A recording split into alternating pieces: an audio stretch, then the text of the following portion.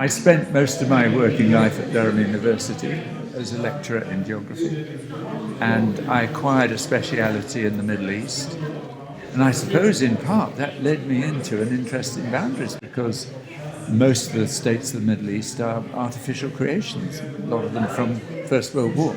So looking at those boundaries led me into thinking about how they'd come about and what the results of some of these imperial boundaries has been.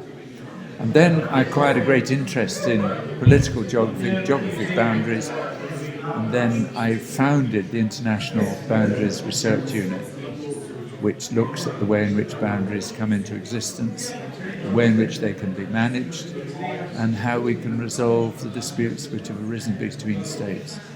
I'm going to look a little bit at the way in which the physical map of the world came to be understood through all the great explorers, the way in which the political map of the world we've all got on our walls with all the countries in different colours, how that came to be as it is, and then how the political map of the world acquired its territorial shape and all the boundaries came in with the age of imperialism, and how now in the post-imperial age we're settling down on land, but there are still many disputes.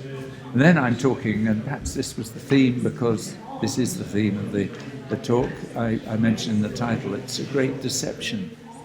And the great deception is that the maritime boundaries of the world, which are so important now, aren't featuring. People hardly know what's going on at sea.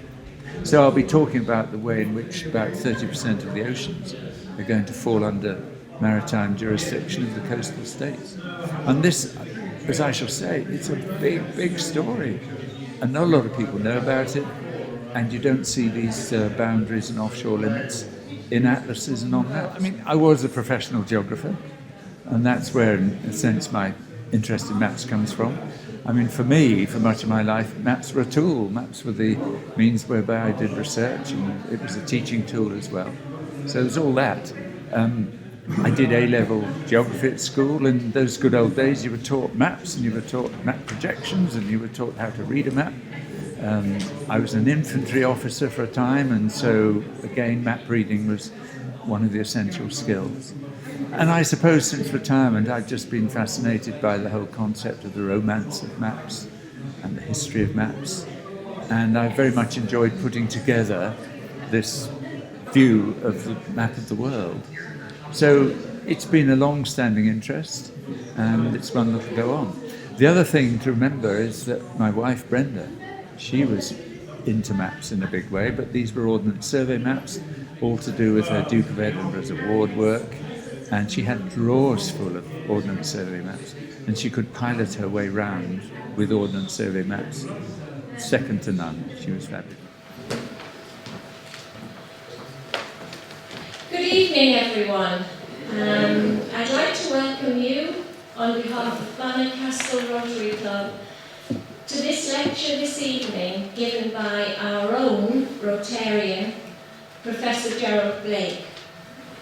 Our chair for the evening is Professor Phil Steinberg, sitting down at the front here, and Phil is Professor of Political Geography in Durham and Director, I've got to get this right because we were talking about it at dinner, Director of the International Boundaries Research Unit at Durham. So over to you, Anna. Great. Thank you, Pauline, and thank you everyone for coming out here. I'll keep this brief because I know Gerald has probably several hundred years of maps to talk about today, and he hopefully will not keep you for several hundred years to talk about them. But just a very brief introduction. In some ways, I'm here because of Gerald, so I just have a special connection there. Gerald is currently a professor emeritus at Durham University, but taught there in the geography department from 1964 until his retirement in 2001. And I understand since then he's been particularly active in the community here. So our loss has been your gain. During his time at Durham, Gerald made a number of important contributions, not least as principal of Collingwood College and as university rowing coach, very important things that he did, but maybe even more important in a sense was his work as founder of the International Boundaries Research Unit. Partly, of course, that combined his love of maps and politics and law and cartography, as those all come together, but it also was a place where Gerald began to, and actually, I would say through his legacy, has continued to really make a difference in the world. The International Boundaries Research Unit began in 1989 and basically was and remains committed to the idea of peace and understanding through understanding borders, through knowledge of borders, through bordering countries often, which are often antagonists at some level, still working together. It's kind of that adage of, good fences make good neighbors. You might not always like your neighbor, but you at least need to know where the fence is to have any kind of understanding with them. And that actually is quite technical. It gets into some very complicated issues of law, of history, of politics, of geography. It's ultimately about mapping, but about the legal reasoning that goes into a map and how a map then gets used by lawyers in practice in sort of portraying the world in which we all live. And perhaps surprisingly, perhaps not many people are really expert at that level of putting geography and law and politics together. Gerald very quickly realized people need to know about this. They don't just need to know about it out of curiosity, but they actually need to know about it as part of peacemaking, as part of diplomacy, as part of putting the world together.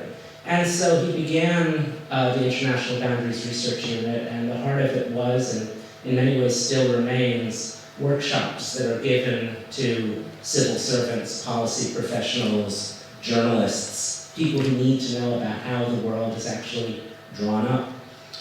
Over time, now we have offered 58 workshops since the first one to over 1,600 individuals from 124 countries. A lot of these people are foreign ministry officials and the like. So effectively, what Gerald has established is this institute that crosses the borders between geography, law, and politics to assist individuals in crossing, or at least even just drawing borders that allow for peaceful settlement of disputes. And that's an incredible contribution to the world, and I really do think we have Gerald to thank for that. And then tied to that, some of the other work of the unit involves things like talking to the press quite a bit, who often don't understand some of these disputes and can report them in ways that can actually make matters worse, not always intentionally. So, in a lot of sense, this work is about peacemaking. It's about stopping disasters from happening. That said, even with all of this good work in boundary communication, in peace treaties, etc., disasters do happen. But actually, in that case, mapping can help as well. Many of you have probably noticed on your seats the promotional material for Map Action, which is the sponsored charity that Gerald chose for this evening. Map Action sends volunteer mappers out to situations where disasters have happened for understanding where aid can flow most easily, where aid is most needed. And of course, maps can play a crucial role in communicating that kind of information to first responders, to aid workers, etc. Map Action basically just organizes volunteers to do this work. It's a very important charity, one that of course is close to Gerald's heart, in part because of this whole tie to mapping. But it's actually yet another way in which maps and politics and kind of humanitarian understanding are all brought together. The history of maps is probably not entirely one of humanitarian understanding. It's certainly also about making claims and occasionally even exerting aggression and things like that. I imagine we're probably going to hear some of that from Gerald as well. But I won't take any more of your time because I think it's very important that we join together and welcome Gerald Blake.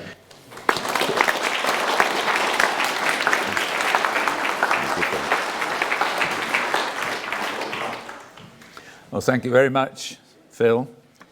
Just to say about the Map Action charity, the monies raised tonight don't all go to Map Action. At least half goes to the charities, local charities, which Rotary supports. The other thing I should say, in case you've not noticed, this talk is being videoed. It's nothing to do with Rotary, it's nothing to do with me, it's all to do with my family, who I suspect thinks this might be the last time the old chap does a lecture. So let's get it recorded. But just to say, Rotary isn't paying for it. But it's so nice to see you all tonight, and thank you so much for coming. Well, last Saturday I got a nice surprise, which was a package in the post from my daughter, Carrie. And in it was a pair of cufflinks. Thank you. Does that seem okay? Not too loud? No, I don't have to shout. There's a pair of cufflinks in this package and this beautiful tie. And Carrie wanted me to wear the tie for the lecture, and the cufflinks have got a world map inside. And that makes my first point beautifully, because these multi-coloured maps and globes showing the countries of the world are everywhere. They hang on classroom walls, in offices, in our homes, they inhabit our diaries, and they adorn our coffee mugs and beach balls. You can even paper your rooms with them, and if you do, it looks fantastic. The popular appeal of the world political map is not surprising, with its colourful mosaic of units fitting so neatly together, all set in a bright blue sea. Its familiarity also endears it to us. It hangs there much as it did at school or in the local library, giving off reassuring messages about the stability of the world, the equality of states, and Britain holding centre stage on the Greenwich Meridian. But there's more to it than that. The world political map is usually first base in our quest for identity, because our homeland is there on the map, bounded by solid boundary lines signifying belonging and security. This territorial attachment has been reinforced by the weather forecasts we see every day against a backdrop of national and regional maps. We should be the best geographers ever, but I fear we're not because of our neglect of maps. Do you remember the exchange between two cruise ship passengers? Where are we today? Well, it's Tuesday, so this must be Hawaii. Millions of people commute across international boundaries every day. Millions more seek work in other countries permanently. There are 22 million refugees today living outside their country of birth. International tourist numbers now exceed the world population as it was in 1800. Despite these huge population movements, the vast majority of the world's population, 7 billion people, remain legally and emotionally attached to a particular state. Creating a world political map is perplexing because nobody's quite sure how many states there are. The United Nations has 196 members, but the 2016 Olympic Games in Rio hosted 206 competing states and political entities, such as Palestine. Last week, I noticed a globe in a shop offering information on 250 countries. The cases of Somaliland and Taiwan illustrate the problem. Somaliland separated from Somalia in 1991 and has managed well as an independent state, but it's never been internationally recognized. Taiwan has been governed as an independent state since 1949, but China insists it's part of China, and the rest of the world has to go with that. Some maps show Taiwan in the same color as China, others do not. Creating a truthful world political map is tricky for other reasons.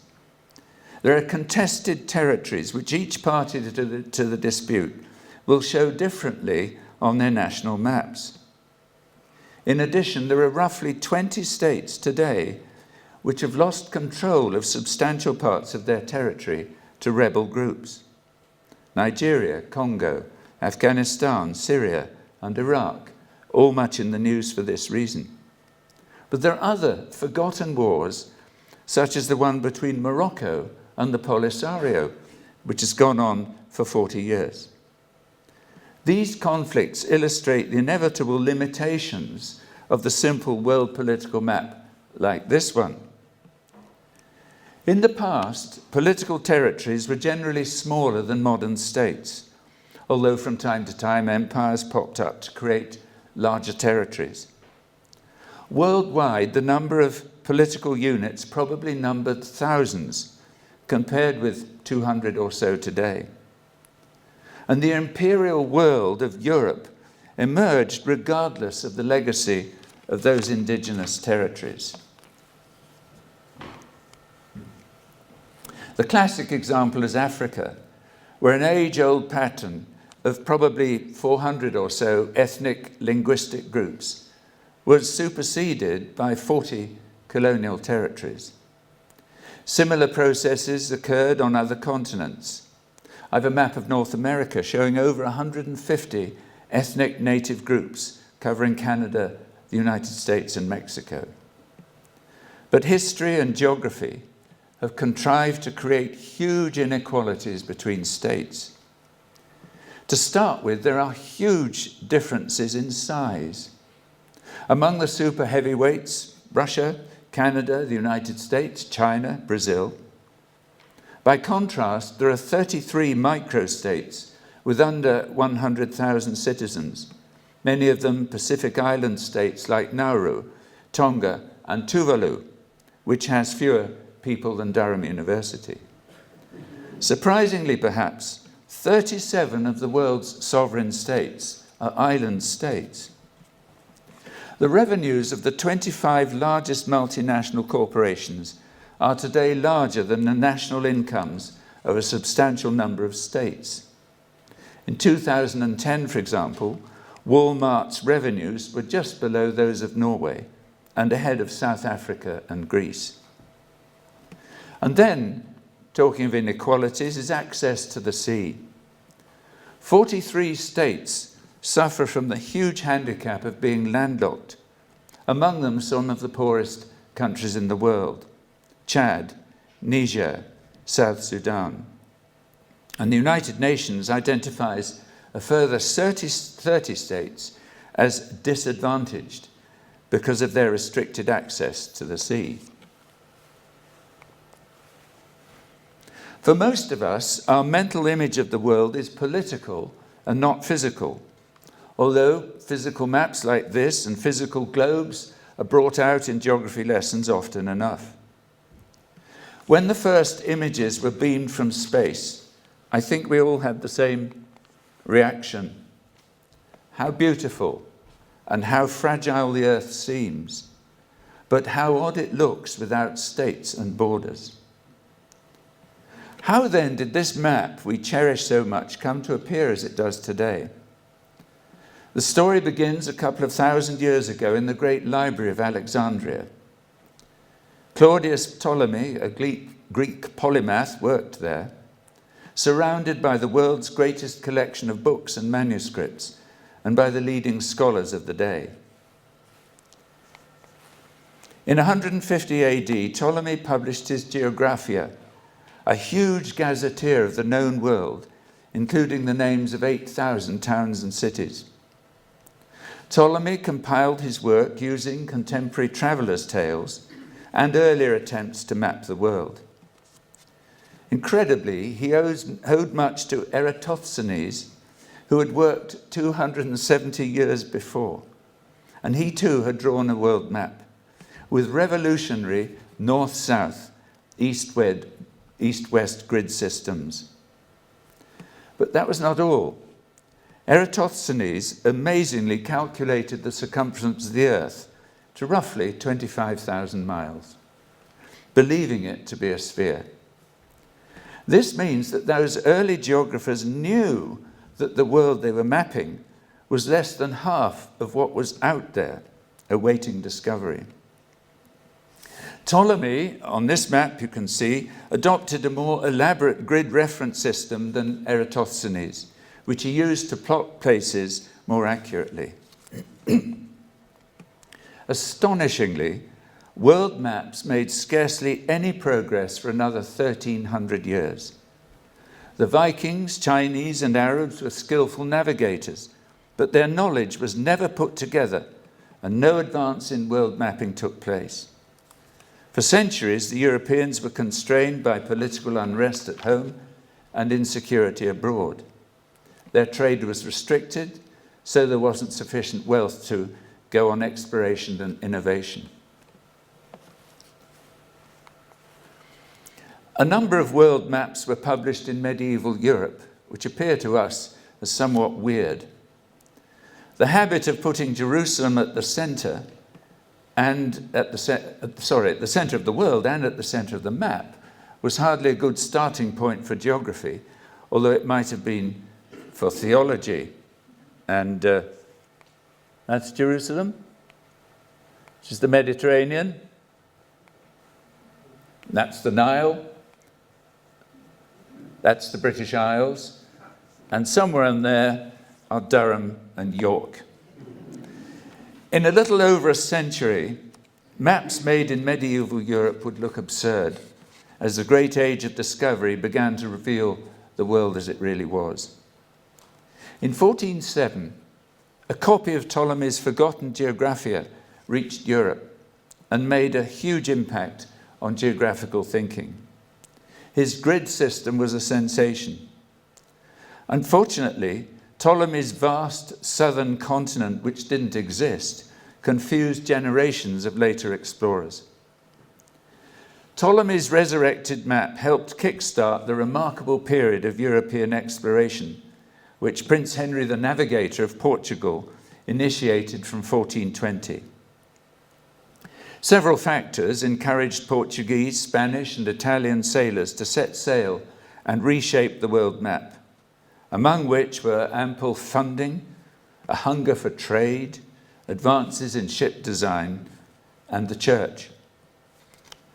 Those amazing navigators traced the coast of West Africa, reached the Americas, rounded the Cape to India, probed the Northwest Passage, and in 1519 to 1522, Ferdinand Magellan and Juan del Caño circumnavigated the globe. This century of discovery generated huge excitement among the educated of Europe, but it came at the cost of the lives of many seafarers. Atlases and globes using much improved printing techniques were in great demand, and a considerable number of maps of the world were produced.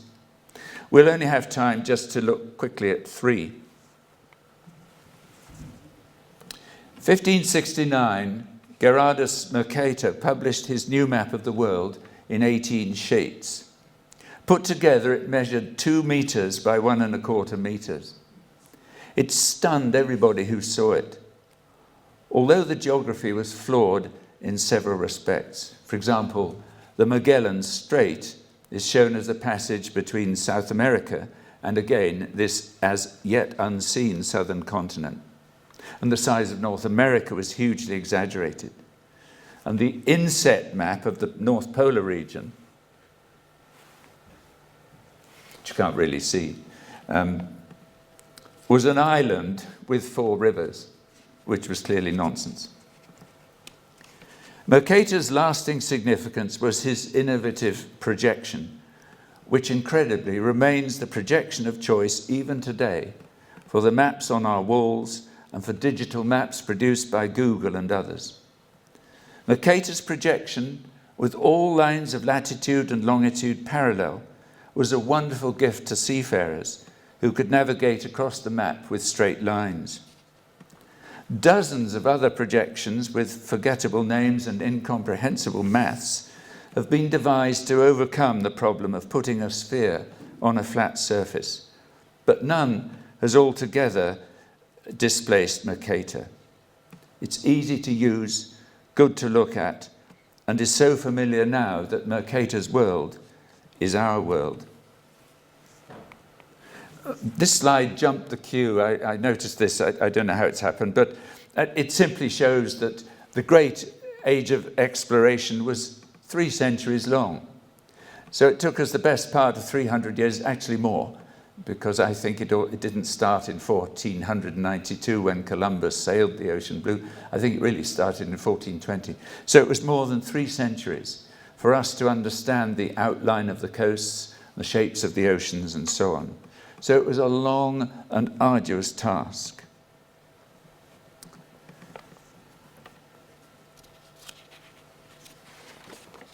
Mercator's projections, of course, famously exaggerate the size of territories near the poles.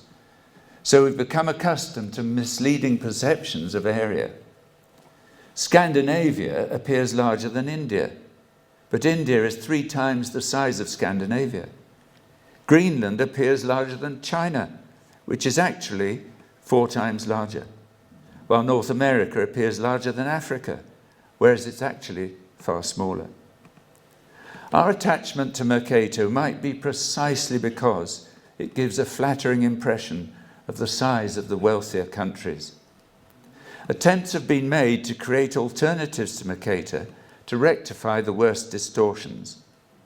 The best known of these is probably the one by Arno Peters, created in Germany in the 1970s. The Peters projection, and it's at the back there if you want to see it, gives correct area to all the land masses and oceans of the world. It was welcomed by charities and developing world agencies, but also criticised by certain distortions of its own. It's never really caught on because of its peculiarity. In an episode of The West Wing several years ago, a politically correct official proposed its adoption in all the schools in the United States. The idea was dismissed by the president for no better reason than, "It's freaking me out." And just to say, there are all sorts of other ways of looking at the world than Mercator. This map was produced in 1884 by Stanfords of London. And when you first look at it, you think, yep, map of the Pacific, which we don't often see. It's a map of the Pacific. It isn't. It's the whole world. But we're so unused to seeing the world like this, we don't immediately recognize what it is. And I suspect as compensation for not having Britain at the middle, you might have noticed it actually appears twice. Here and here.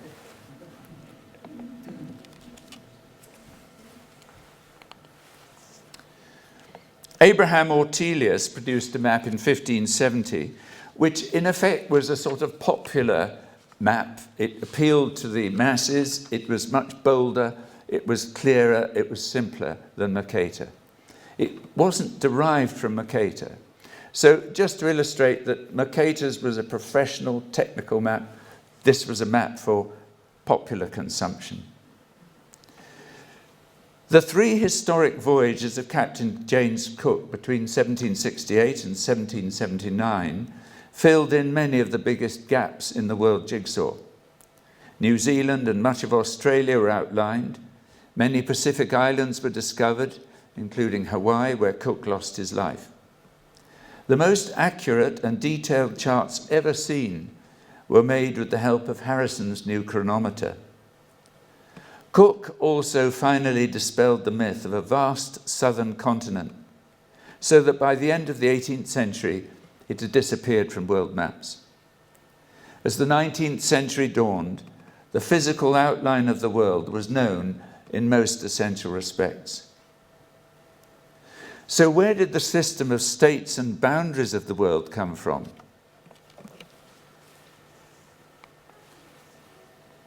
This is a map by Henricus Hondius, 1630.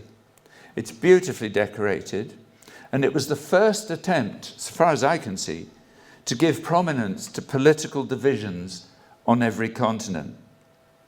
It was significant work, but I don't think Hondius really justifies putting himself alongside Julius Caesar, Ptolemy, and Mercator in one of the frames on the corner of the map. European trading posts had proliferated along foreign coasts since the first Portuguese forts sprang up in West Africa in 1448. Portugal, Spain, England and Holland were all very active.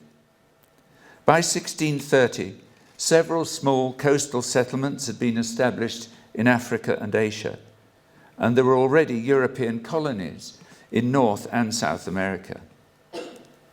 That new worlds were opening up would have been well understood by the public. Shakespeare's Twelfth Night of 1601 includes the lines, "He does smile his face into more lines than are in the new map since the augmentation of the Indies." Shakespeare must have seen Mercator's map. And there were many rumours about concerning the inland areas of the great continents, and there were lots of myths such as those of Prester John. Many of the boundaries mapped by Hondius appear to be fictional, but others, such as Florida and Virginia, clearly were not. So from about this time, political boundaries became an essential ingredient of maps, and their significance grew as Europe's ambitions became more territorial. Over the next 3 centuries, European imperial expansion affected almost every corner of the globe. By 1900, control of 80% of the world was in some form or other in European hands. Britain and France were the biggest players, with Britain building the largest empire the world had ever seen. It was said that the sun never set on the British Empire because God could not trust an Englishman in the dark.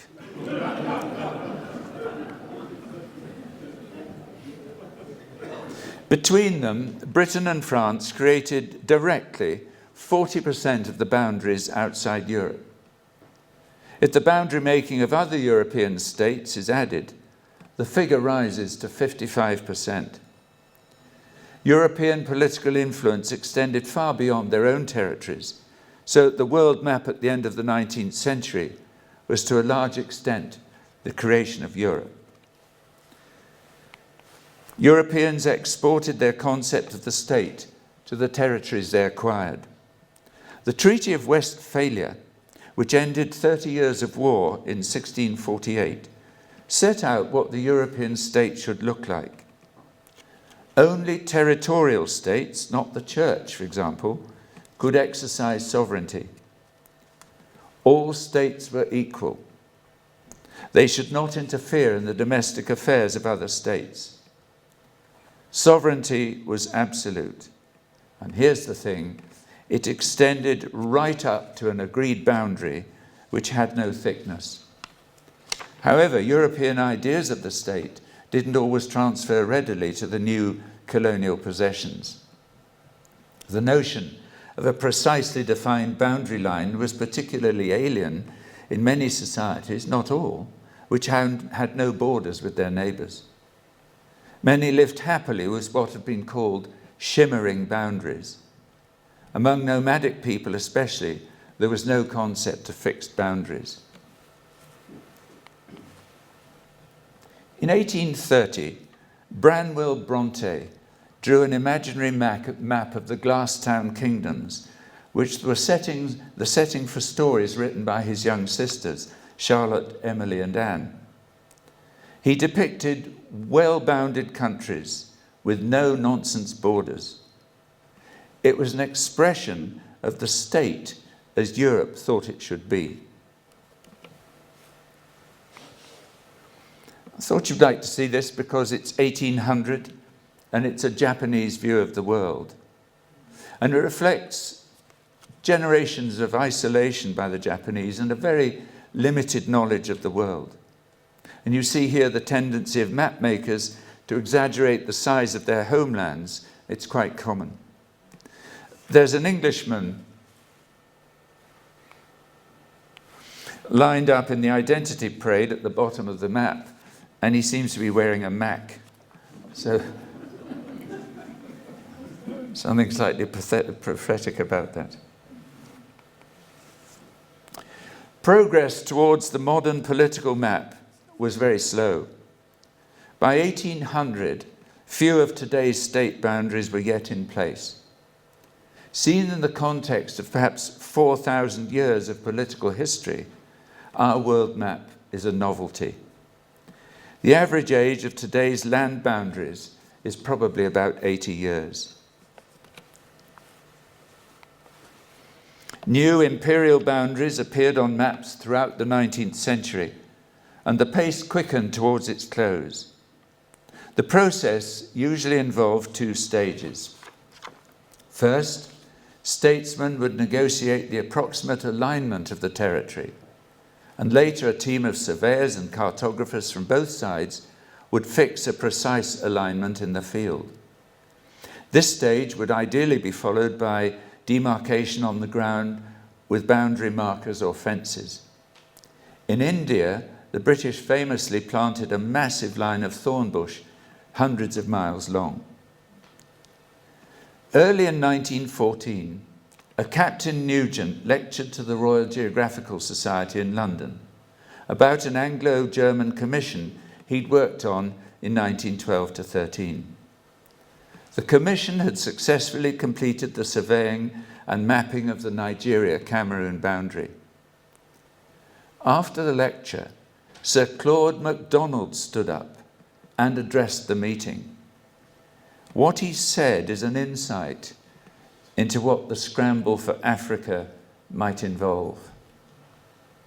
I have ventured to ask you to listen for a few moments, because I was a member of that original commission 25 years ago, which Captain Nugent mentioned at the commencement of his lecture, which, in the first instance, drew out the provisional and original boundary between Old Calabar and Yola, dividing the Cameroons on one side from the Niger Projectorate on the other. In those days, we just took a blue pencil and a ruler, and we put it down Old Calabar and drew that line up Yola. That didn't work, did it? Yes. And such is the boundary that Captain Nugent has described to you so charmingly and in such detail this evening. That was 1889. And in the same year, I was sent by my old chief, the late Lord Salisbury, and the authorities at the Foreign Office up the Niger River as far as Yola.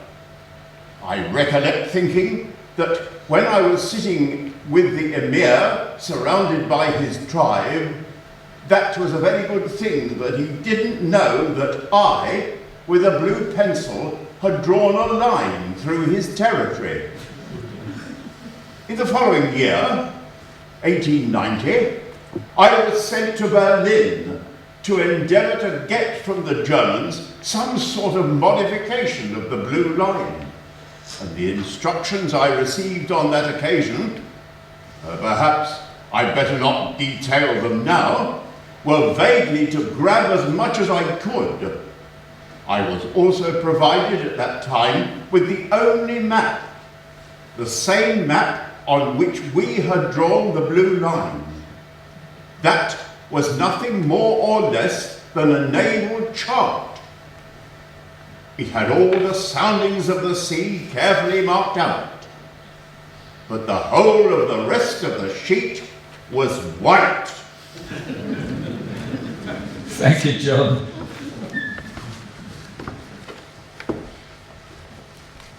I love this because it's so symbolic of a lot of those imperial boundaries drawn in Africa, just cutting across the landscape regardless of the physical features and all the rest of it. In fact, although a lot of people talk about the straight lines of the imperial age, more boundaries were along physical features than actually were straight ones. But this is an absolutely classic one. It's the Botswana-Namibia boundary. And this brings to mind the gem of a poem by Maria Manes. Borders are scratched across the hearts of men by strangers with a calm judicial pen. And when the borders bleed, we watch with dread. The lines of ink along the map run red. As the British Empire grew, there was a huge appetite for world maps showing British territories, usually coloured in blood red for maximum effect. This one was published in 1905. It was partly a teaching resource and it was partly propaganda. It was a collaboration between an Oxford geographer, Charles Robertson, and J.G. Bartholomew, the Edinburgh map maker. By 1905, the British Empire covered more than 1/5 of the land surface of the globe and embraced a quarter of the world's population. Britain's merchant fleet was still easily the world's largest, and there was an immensely powerful Royal Navy to protect Britain's trade routes worldwide. British manufacturing still led the world, but Germany and the United States were catching up. The establishment and maintenance of coaling stations, shown on the map, was a preoccupation of British foreign policy. Oil-fired ships had been introduced from the late 19th century, so Britain had already begun to look longingly towards the oil fields of the Middle East. And incidentally, I find this interesting, the southern limit of drift ice was shown in the North Atlantic here, which 8 years later was going to be rather ironic. This is a footnote. In May 1905, many people reached for their atlases when they read about the Russian fleet, which, having travelled halfway round the globe, was sunk by the Japanese Navy in the Tsushima Straits. Several of the Victorian Japanese ships were built on the Tyne, including the flagship Mikasa, which is still preserved in Japan to this day. Well, that was the same year as this map.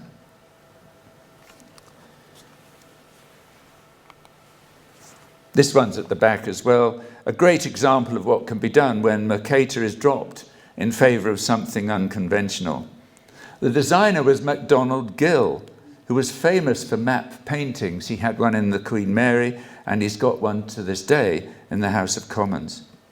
And it was to promote empire trade. And it was a quirky view of the world with Britain at the hub of a great web of commercial power. The interwar period, which this represents, 1918 to 39, was high noon for the British Empire. Following World War I, Britain took over the administration of former Ottoman and German territories under a mandate from the League of Nations, adding a further 13 million subjects. And Britain had lobbied hard to be allocated Iraq because of its potential for oil. Well, we'll take a commercial break here.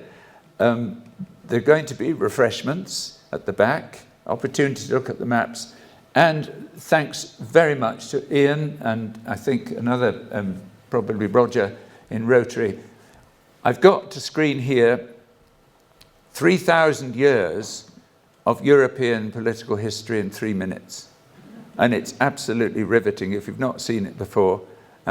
You can, by all means, get up and go for the refreshments, but do keep an eye on this. It's a wonderful, wonderful thing. So we'll have about a 20-minute break, if that's okay with everybody.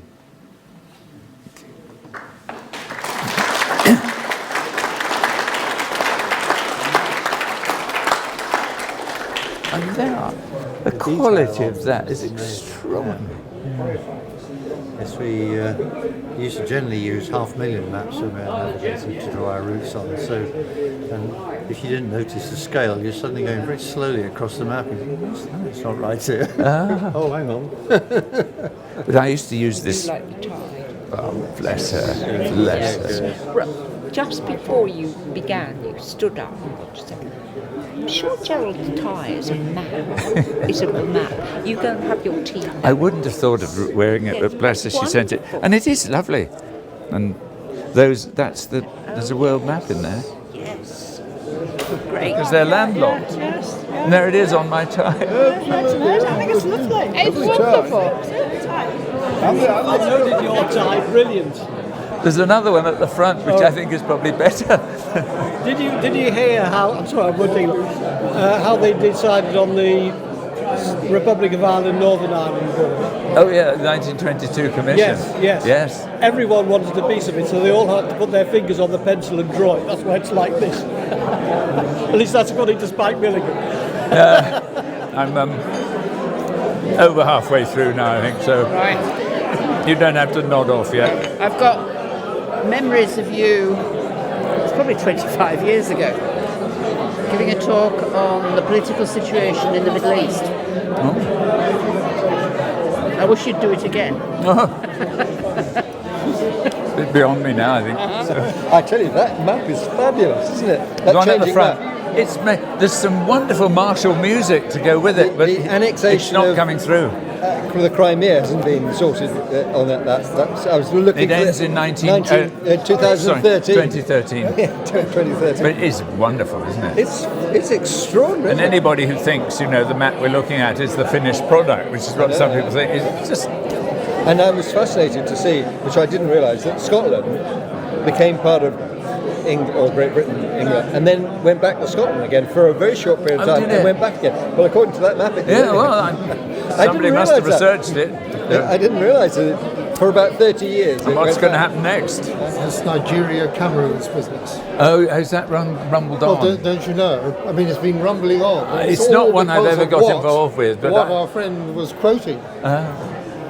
You see, Same one. no, it's all because of that. I Yeah. mean, they nearly went to war with each other in the last 20 years or so over the wretched business of their frontier there. And it all goes back to that time. And another one, of course, is the Tanzania, Malawi on Nyasa. Yes, I know Where about that the- one. You know Yeah. about that one? Yes. Where Yeah. Tanzania shows the lake called Nyasa, as does Mozambique, with the boundary along the middle of the lake. Yeah.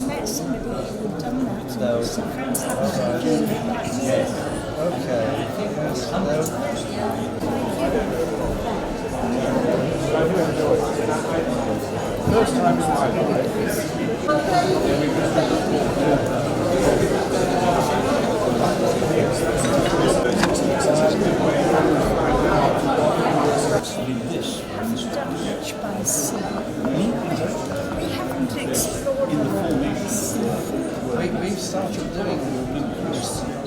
I was glad you mentioned the things that were drummed into us at navigation school, like Mr. Harrison and our friend Mercator.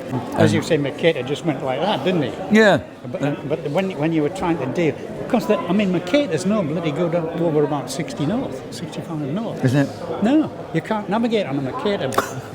Don't spoil my story. Sorry about that. Oh, no, I won't tell you. So I say it wasn't in the charts that we had in those days. Not that it was ever more than 60 No.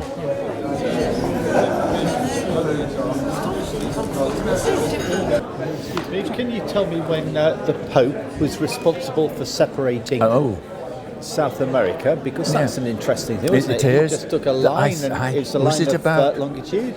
1460s, I would guess. Yeah, something like that. But that was an arbitrary it was. ruler and Absolutely. line, wasn't it? Absolutely. But I was just looking at that. 1879, Chile and Bolivia went to war. Bolivia lost that little bit of the coastline to Chile, and Bolivia is now landlocked. They're still not very friendly, are they? No. Desert, though. I mean, it's It gives them, like to get the train. give them access to the sea. yeah. Yeah, with all their And, war and Well, something to add to what I said in the first half. There's somebody in this audience who has a toilet seat, which is a map of the world. I think that really trumps the whole lot. Oh, it wasn't supposed to be funny.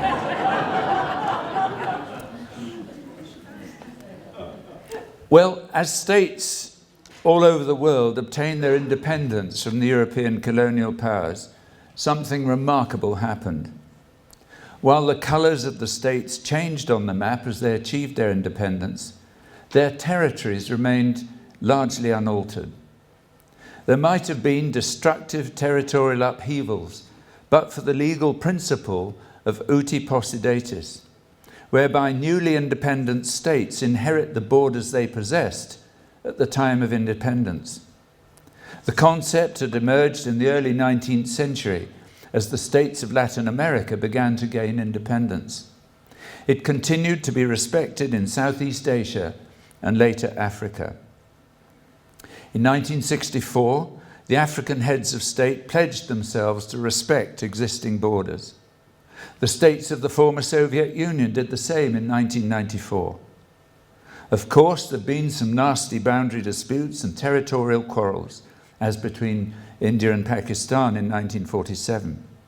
But the world map substantially bears the imprint of the days of empire. There have been calls for the post-colonial map to be redrawn, but this has never happened because governments don't want to risk losing territory and ruling elites fear losing their privileges. There's a huge amount of unfinished territorial business out there because of the way the political map of the world emerged. Just below the surface of the visible map is another political map we cannot see, but we hear it calling out all the time. Some describe it as the fourth world of suppressed nationalisms. Researchers have identified 6,500 groups of people worldwide who have a common identity and historic attachment to a common homeland. The fourth world map of Europe, created by some researchers at the International Boundaries Research Unit, this one, created a huge amount of interest and a few sleepless nights. Arguably, only 18 modern states are genuine nation states, that is, where territory wholly coincides with people who claim a common culture and identity. Not all the 6,500 fourth world people have aspirations to statehood. Many are too weak or too small, many are content. But a good indication of serious claimants to statehood is the 40 members of the Unrepresented Nations and Peoples Organization, founded in 1991. Some members are immediately recognizable, for example, Taiwan, Abkhazia, and Somaliland, but many more are just weird and wonderful. Membership of UNPO, which I've tracked, changes from year to year. I'm not quite sure why. But over the years, I guess a couple of hundred different members have been listed by UNPO.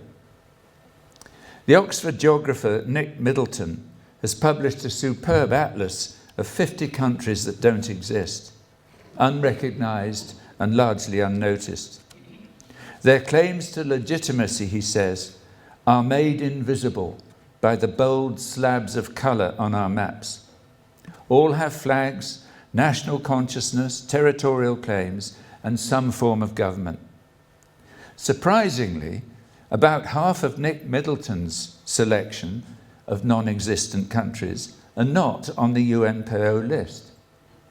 There are clearly dozens of potential states waiting in the wings. Another reservoir of possible future states is among the world's dozen or so federal states. Pieces of Canada, India, or the United States could fall away. Belgium, the United Kingdom, and Spain could see the breakup of long-standing unions. Some of the world's remaining 17 dependencies might also achieve future independence. So territorial change, as we've just seen, if you've seen that wonderful map there, territorial change has gone on throughout history and it will continue to go on. If managed peacefully, it can be a valuable safety valve, but if suppressed, it can create years of bitter conflict. 18 new states have appeared since the collapse of the Soviet Union. Some academics have predicted the birth of 50 new states by mid-century. A century from now, the world map, if we could see it, might be unrecognizable. And there are those, of course, such as ISIS, who wish to bring about their model of a new world by violent means. This map of the Islamic Caliphate, which is what they hoped to create by 2020, that was the object of this, is a gruesome image. What strikes me is that some not unintelligent people have sat down with maps, they worked out the provincial names based on history, and they decided on the boundaries. While it's important to appreciate what lies below the surface of the state, it's equally important to understand that almost every state in the world today belongs to a supranational organization, chiefly for purposes of trade and defense, but there are many other purposes, such as the Commonwealth or the Arab League, which offer strength and collective action. These umbrellas are one reason why tiny states have a chance of survival in the modern world. Associations of states, like this beautiful map, are difficult to map onto conventional world political maps, but they are part of the geopolitical reality. And I was just speculating, looking at that map, that Britain's going to be white before long. During the 1980s, the world political map began to change spectacularly on a scale which exceeded the scramble for Africa. It was the scramble for the oceans. Some oil-producing states, particularly in the Gulf of Mexico and the Arabian Gulf, had begun to look offshore for oil after the end of World War II. The ability to recover oil from ever deeper waters increased competition. At the same time, claims to fisheries becoming more and more extreme. Britain got involved in 3 cod wars with Iceland between 1958 and 76. Iceland eventually won the right to a 200-mile exclusive economic zone. British fishermen were denied access to waters that had been fished since 1400. And there was the memorable cartoon, of course, as the little girl saying, "Daddy, what did you do in the Cod War?" In response to these offshore developments, after years of painstaking negotiations, the United Nations Convention on the Law of the Sea was finally signed in 1982. It was one of the most important international agreements of all time, giving coastal states substantial rights to their offshore areas. So began in earnest the partitioning of large tracts of the oceans. Once the process is complete, and I guess we're roughly halfway there, up to 30% of the world's seas will fall under state jurisdiction, and there will be over 400 international boundaries offshore. This is really big geography, but it's gone almost unnoticed. It's particularly disappointing that so few world maps and atlases have attempted to show maritime boundaries and offshore areas.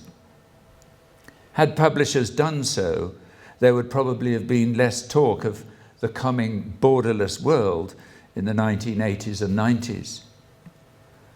All the 160 coastal states in the world have become intensely interested in their offshore potential, and where necessary, they've begun to negotiate their maritime boundaries. There have been squabbles, extensive litigation, protracted negotiations, and quite a few settlements. Even tiny islands became hot property, and island states inherited vast areas of ocean. And of course, every metre of seabed accounts, because it means huge potential reservoirs of hydrocarbons. An incident off the Moroccan coast in 2002 illustrates how easily even uninhabited rocks the size of a football pitch can spark a crisis.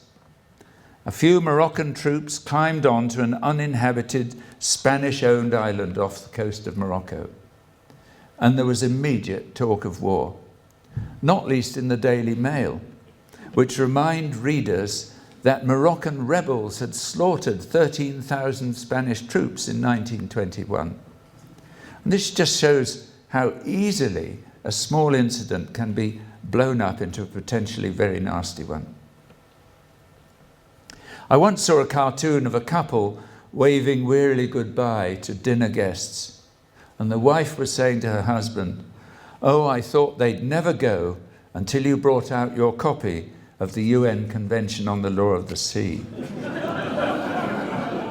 So just briefly, what are its main features, and just stay with me. First, coastal states have absolute sovereignty up to 12 nautical miles offshore, and a nautical mile is more than a statute mile, rather like land sovereignty, extending into the airspace into the seabed below. This 12 miles is measured from a baseline behind which is internal waters, or in some island environments, archipelagic waters. States are also allowed up to 200 nautical miles of exclusive economic zone, measured from the same baseline, giving them sole rights to the resources of the seabed and fisheries. If a state is fortunate enough to have continental shelf beyond 200 miles, that's the natural extension of the landmass, and many do, they can make a claim to this as well. It's very, very complicated. A case has to be made to a commission largely based on geology. The prospects of oil and gas have encouraged a number of submissions to the commission already. And I think it's high time that we were all better acquainted with the seabed. And I just wish those kinds of wonderful maps appeared in school atlases and so on, but so far as I can see, they really don't. Beyond these jurisdictions lies the deep seabed, whose resources are protected on behalf of humanity. There are massive quantities of minerals on the ocean floor, including polymetallic nodules, sulfides, and cobalt. Applications to exploit these have to go to an international seabed authority, and already 26 contracts have been issued. And here's the punchline. The idea is for a percentage of the revenues from this deep seabed to benefit the landlocked and disadvantaged states. So in the space of 40 or 50 years, the offshore map has been transformed. More than half the possible 400 or so maritime boundaries between states have been agreed. And they should be appearing routinely on world maps by now. After all, the oceans are 71% of the globe, and they deserve proper attention. And I just put this up. Some people might say, well, you can't, there's not space on these maps to put all the boundaries of the world. Sorry, doesn't seem terribly well focused. But this was just a little advertisement for an atlas by Elsevier a few years ago. All the maritime boundaries are there. The basic offshore limits are shown. It's a perfectly good map, and it hasn't affected what you show of, what's on the land. And so,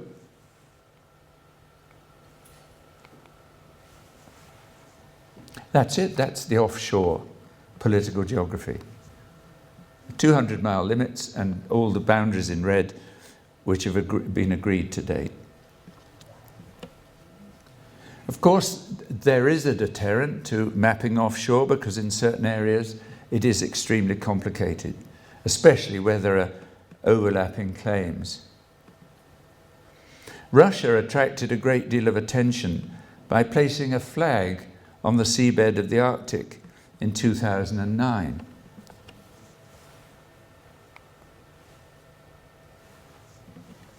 Phil, you've written a book about the Arctic. Can you just take us through this map? To quote Gerald, it's complicated, but I'll try. This is a map that we produced at Durham University. It's the International Boundaries Research Unit. And it tries to show, I think it succeeds, in showing, it's actually a mix of hypothetical claims to the seabed. As was mentioned, in some cases states have made these claims. In other cases, for various reasons, they haven't yet, either because they haven't completed the science. It's very painstaking scientific research in terms of depth and geology and distance from coast and all that.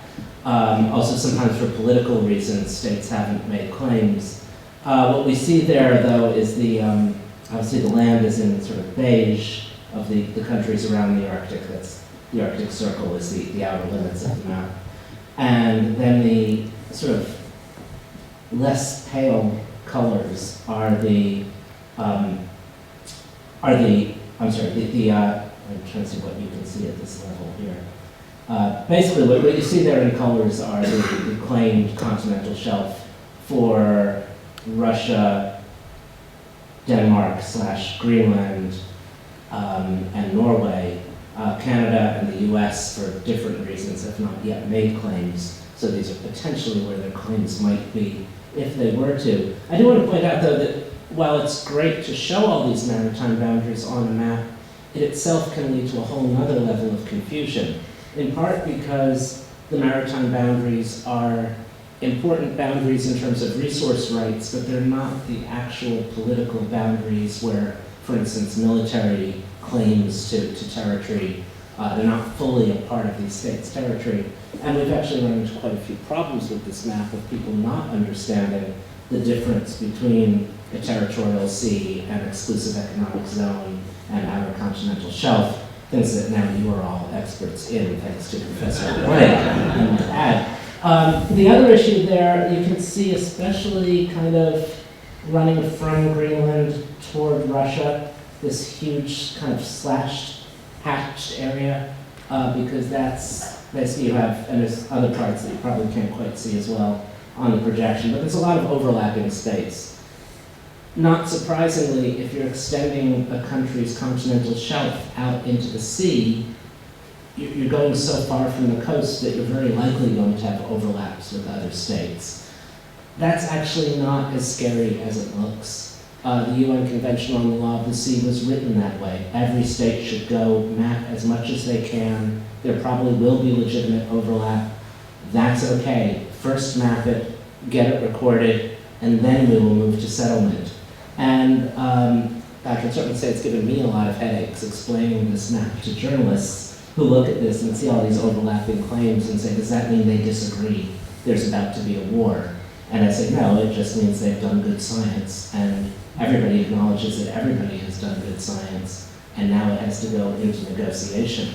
So that's actually a good example of a map telling us a lot about the world, maybe almost telling us too much in some senses, and then we need to step back and look at this history, look at the politics, look at where the map is going. Why the were?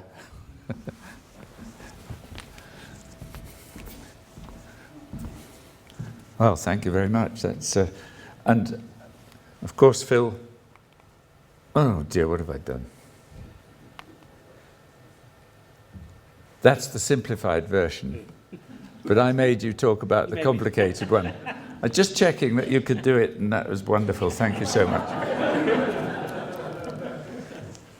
So islands have a crucial role in the new law of the sea, because islands of any size can give their owners the right to huge tracts of seabed.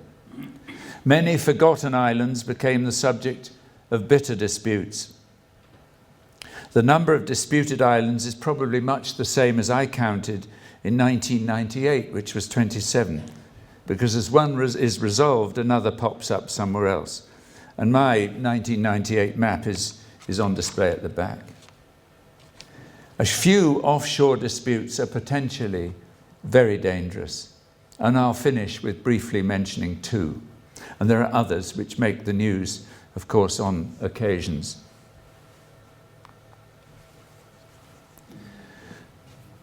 The Falkland Islands and South Georgia illustrate the significance of islands for maritime claims. The waters here have an abundance of fish and oil reserves which might exceed those of the North Sea. It's difficult water to get oil out of, but it certainly can be done. The quarrel between the United Kingdom and Argentina is about sovereignty, with two very different versions of offshore claims.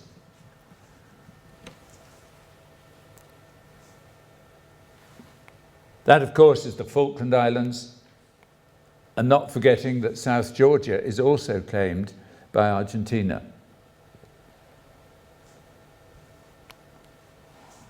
That's the United Kingdom claim. You can see that the United Kingdom allows Argentina its legitimate 200-mile exclusive economic zone, or their share of what's there between the Falkland Islands and the mainland. It's a completely different version. And then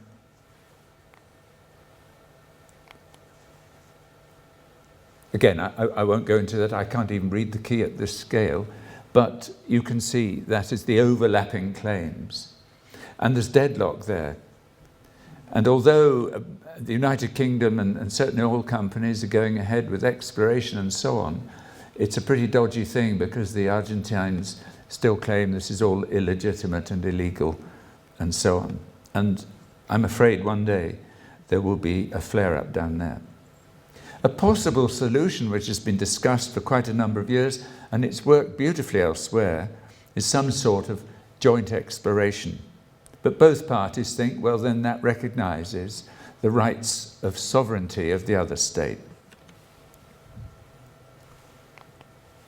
The other one is the South China Sea. China claims virtually the whole of the South China Sea. You can just see here a famous dotted line, a hatched line. It goes all the way down, it goes right down the south end, it reappears here. They've thrown that right round the South China Sea, and they've claimed that the historic reasons and because of national interest and so on, the whole of the South China Sea belongs to China. And to give substance to this claim, in the past 30 years, China has occupied and developed dozens of reefs and islands, extending them artificially. Several now carry military installations, airfields and ports. One base is larger than the Pentagon. China is also building a blue water fleet, which we're likely to hear a lot more about in future. In law, most of China's claims would not be upheld. Few islands are habitable, invalidating most offshore claims.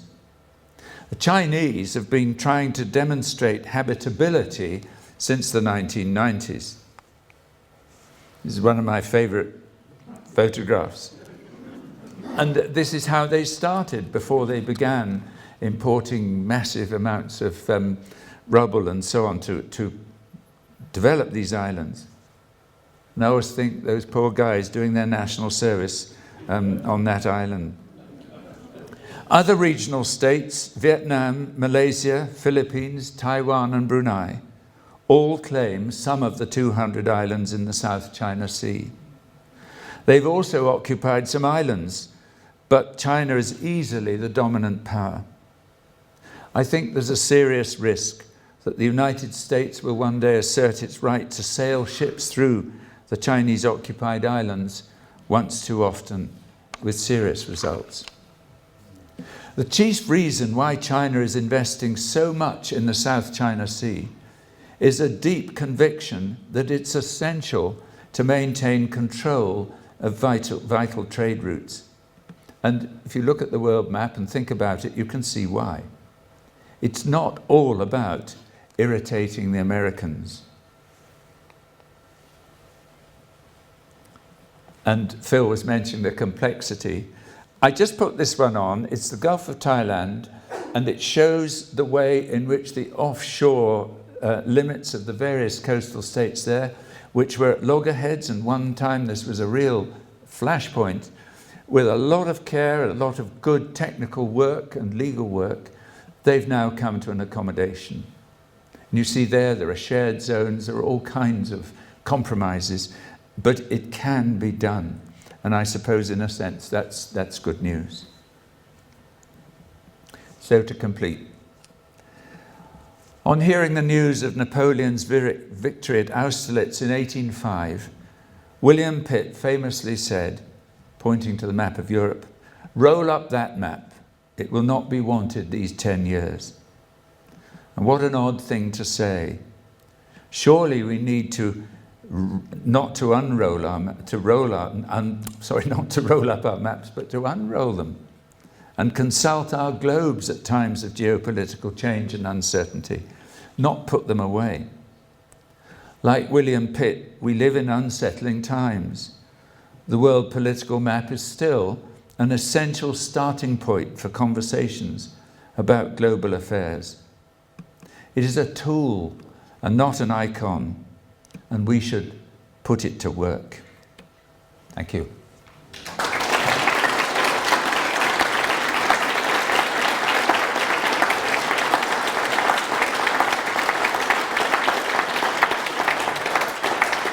Got it, the last.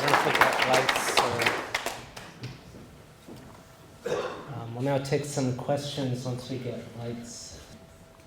Yeah. Okay, great. Gerald, could you tell us, please, is there any good reading or reading matter that one can help understand this better? Get a good atlas. There are two absolutely super books, which I love to bits, and some of you will know these. One is written by a guy called Tim Marshall, and it's called Prisoners of Geography. Have any of you read it? Oh. It's 10 maps which tell you everything you need to know, I'm quoting from it, about global geopolitics. And it's beautifully written. Came out in 2015. And the other one, which I couldn't put it down, Simon Garfield, On the Map. And it's why the world looks like it does. And I haven't pinched everything from Simon Garfield, I may say. His is a much more kind of wacky thing. And there's a raffle prize of this book. So I hope if you haven't got a raffle ticket, you rush to the back and get one. So those are two, I think, and they're not expensive.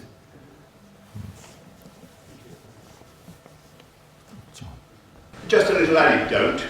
I had, by a quirk, the opportunity to go and take some classes at Eton College years and years ago. And one of them was a sixth form group, and they were talking about Victorian church history, and it turned to Africa, and I said, we might have done some good things, but we destroyed global, tribal boundaries. The ethnic groups were divided. And one boy said at the end of this, we were socialist or something. I mean, we gave them civilization, for goodness sake.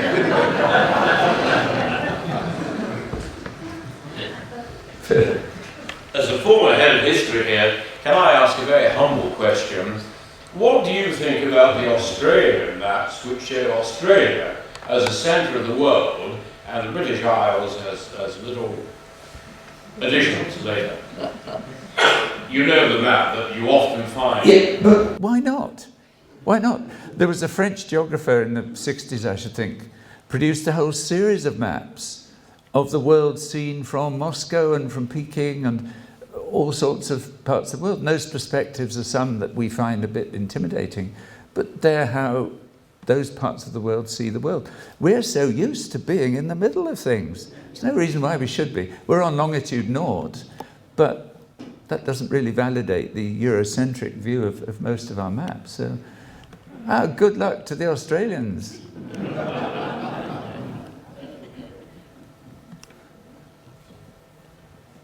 Gerald, a little closer to home, so in Stratford, so Falklands. I don't know whether many people are aware of what's actually going on in Nigeria, but Turkey is moving in and taking little islands like that one saw the Chinese on, and planting their flag on it, intended as part of Turkey. And the Greeks come along in their battered old Coast Guard boats, remove it and put theirs on. The Turks are overflying off the islands, the Coast Guard vessels are going around. And it could be the, I was say, President, perhaps dictator, Erdogan. We could have a serious problem in that part of the world with the islands. Well, I had coffee some years ago with some young men in a cafe in one of those coastal towns in Turkey. And I said, what do you do? And they said, we're soldiers. And I said, and what kind of soldiers? They said, we're in the army of the Aegean. I said, what's the army of the Aegean? They said, we're training to retake the islands. Because after the First World War, Turkey lost hundreds of islands which they'd once possessed and left with 2. And so the Greeks possess islands right up to the coast of Turkey. And the Turks don't like it. So you're absolutely right. It's a nasty, dangerous part of the world. And when they found oil in the 1980s, which was on the Greek side, there was almost war. So, yeah, it's a nasty, nasty case. If you go back to the Count of Monte Cristo, so difficult was built on these islands close to the Turkish coast. So they've always been in trouble with massacres and taking and retaking them. So it's just a continuous issue. So the Count of Monte Cristo, I didn't realise that's all part of the setting. Yeah. How is Antarctica divided up between the nations, or is it not? It's not, but there are claims to Antarctica. You can see maps of Antarctica. There's one at the back, which show it, you know, divided up like a cake. Australia, New Zealand, Norway, United Kingdom, Argentina, France, and probably others. And a lot of them overlap. But those, as everyone always says, are frozen claims. So under the Antarctic Treaty, they're not allowed to pursue those aims. It's, in theory, it's preserved for the international community forever. My fear is that the attraction of resources in Antarctica will one day become irresistible, and they'll gradually get some way of getting down there and getting into some of those resources, and the place will be ruined. But that's, even United Kingdom claim is, at the moment, completely on hold. Are there any implications for maritime boundaries because of Brexit? I think only in one sense, and that is that I don't want to preach Brexit because, but as I understand it, we will get our right to a 200-mile exclusive fishery zone back, because under the European Union, those 200 miles exclusive zone are sort of common ground, and our fishermen say that a greater share of their fish is being taken by European fisheries than we actually get. So that, but the actual boundaries, I wouldn't think would change at all. No. No. What are your views on Mr. Putin's redrawing of maps? So thinking of things like, I suppose, eastern Ukraine and Crimea, with which we fought a war with Russia back in the 1850s, but Mr. Putin would just say, well, I'm restoring Russia's historical boundaries to way back in the Tsarist era. What would you advise Mr. Putin if you Well, apart from saying, yes, I agree, I would say read the chapter in Tim Marshall's book, because he is saying that Russia is a prisoner of geography. And if one summarized that very briefly, it would be that the North European plain is a wedge into the heartland of Russia, which the Russians feel acutely. And he says that on average, they fought a war in the North European plain every 33 years to protect their homeland. That's the first thing. And the other is they don't have access to the sea. And reclaiming the Crimea was all part of a grand strategy to make sure that Russia still has access to the sea. So, you know, Putin is following, as you've indicated, a very old tradition that we need to have access to the sea. There's a lot more one could say about that, but... Do you reckon the people who tried to settle Europe after the First World War, did they ever stand a chance? All these different nationalities and groups all over the place? No, I mean, I think the post-war settlement in Europe was it was well meant, but they tried to find the nation states and they don't exist. So I think it was almost an impossible task. There's a wonderful map in Richard's Atlas at the back, which shows all the changes which have taken place since 1914 as a result of that particular settlement. But, Peter, is it? Peter, yeah. what would you say to the idea that the world map, as you've shown us it, especially as a political map, is going to cease to be the primary reference for identity and have less and less meaning as commercial interests and global commercial interests become more predominant, as cultural influences get more diverse and competitive, and as electronic media lead to a sense that the state is only a kind of accidental nuisance. So a world emerging in which this isn't really telling you where people are. I'm sure Phil will agree with me. We've probably been at half a dozen conferences where exactly that is being discussed. And if I was to try to put it terribly simply, and you probably wouldn't go along with this, Phil, it's so simple. Yes, you've got all those things which making the state look, all its conventional power is withering away. And as somebody once said, all the colours on the political map are fading, and one day it'll just be 30 shades of grey. So you've got that going on, but at the same time, the territoriality of states is very strongly embedded, and that's what I've tried to illustrate with the offshore areas. But the same is true of land areas. So states, as they see themselves losing control of the things they have no control of, like their economy and their borders and so on, they're still asserting their territoriality. So I think there's those two curious paradoxes going on. And I don't see the borderless state emerging at all. I nearly ruined a conference a few years ago in Malaysia because when all the paperwork had come out, it was the borderless world ? When we got there, all the papers had dropped the question mark. It was the borderless world. So I stood up and I said, where has the question mark gone? There should be a question mark. And then every paper, instead of talking about what there's, they got up and said, well, I think there should be a question mark there. Or I think the question mark shouldn't be there. So it's a big debate. Sorry. Too much.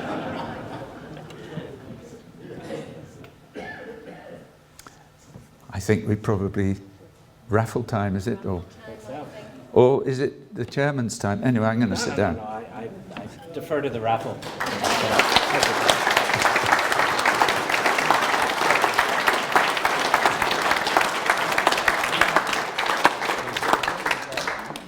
Well, thank you, ladies and gentlemen, for coming along tonight.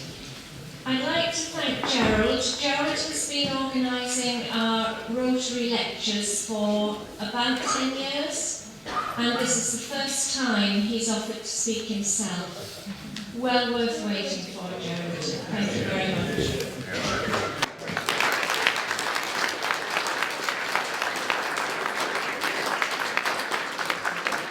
And of course, the supporting cast tonight, we can thank Phil and John Moore sitting over there.